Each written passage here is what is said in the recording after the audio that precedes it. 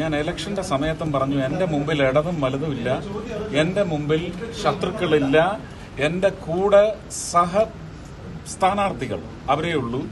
എനിക്ക് മുന്നിൽ ഇടത് വോട്ടേഴ്സ് ഇല്ല, വലത് വോട്ടേഴ്സ് ഇല്ല. അതാ പറഞ്ഞ. അപ്പൊ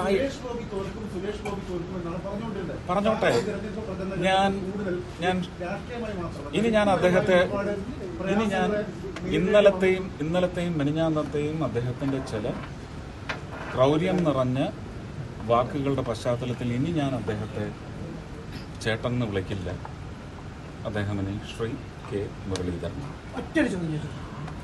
അദ്ദേഹം വന്നിറങ്ങിയ ദിവസം പിറ്റേന്ന് നിങ്ങൾ പത്രക്കാരെന്താ എൻ്റെ അടുത്ത് ചോദിച്ച റിപ്പോർട്ടറും മനോരമയും ഏഷ്യാനെറ്റും എല്ലാവരും ഉണ്ടായിരുന്നു. എനിക്കിപ്പോഴും ഓർമ്മയുണ്ട്. 3-ാം സ്ഥാനത്തേക്ക് പോലും പോവില്ല സുരേഷ് ഗോപി എന്നാണല്ലോ പറയുന്നത്. ഞാൻ പറഞ്ഞു 10ാമത്തെ സ്ഥാനത്തേക്ക് പൊയ്ക്കോട്ടെ, അതിനെന്താ?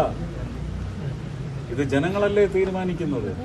ഞാൻ ആ ജനങ്ങളുടെ തീരുമാനത്തിനാണ് നിന്നത്, ഇടതിന്റെയും വലതിന്റെയും തീരുമാനത്തിനല്ല. എനിക്ക് നന്നായിട്ടറിയാം, ഇടതിലെയും വലതിലെയും ഒരു രാഷ്ട്രീയം കളഞ്ഞുകൊണ്ടല്ല അവരെനിക്ക് വോട്ട് ചെയ്തിരിക്കുന്നത്. അവരുടെ രാഷ്ട്രീയത്തിലെ അതൃപ്തി അത് വ്യക്തമാക്കുന്ന രീതിയിൽ വമ്പിച്ച എണ്ണത്തിൽ 2 കക്ഷിയിലെയും വോട്ടർമാരെ എനിക്ക് ലഭിച്ചിട്ടുണ്ട്. അവരൊന്നും പക്ഷേ എൻ്റെ പാർട്ടിക്ക് നൽകിയ വോട്ടല്ല അത്. എനിക്ക് നന്നായിട്ടറിയാം, എൻ്റെ പാർട്ടിക്കും അത് നന്നായിട്ടറിയാം.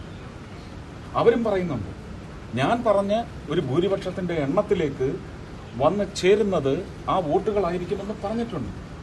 അതൊന്ന് എന്താ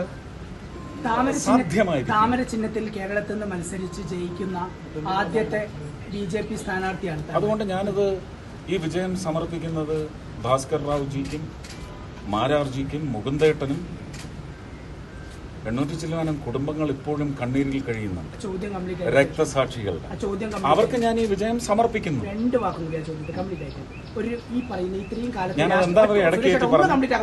അല്ല, ഞാൻ ഇടയ്ക്ക് ഏറ്റി പറഞ്ഞത് ഇല്ലെങ്കിൽ നിങ്ങൾ അത് മുറിച്ച് ലൈവാണ്.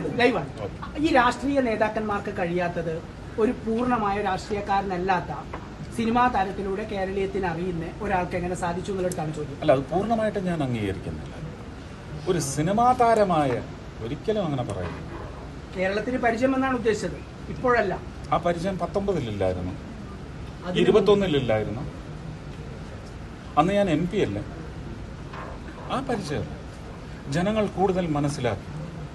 ഒരു താരത്തിനും ഒരു വ്യക്തിക്കും അപ്പുറം അവരുടെ കാര്യങ്ങളിലേക്കുള്ള പ്രാപ്തി എവിടെ എന്ന് പറയുന്ന അന്വേഷണം അവർ നടത്തിയിട്ടുണ്ടെങ്കിൽ ആ പ്രാപ്തി അവരൊരു ഒരു ഇൻറ്റ്യൂഷൻ പോലെ കണ്ടെത്തി എല്ലാ 5 വർഷവും ശ്രമിച്ചുകൊണ്ടിരിക്കുകയല്ലേ. എന്നെ ഈ 5 വർഷം ശ്രമിക്കുന്നു.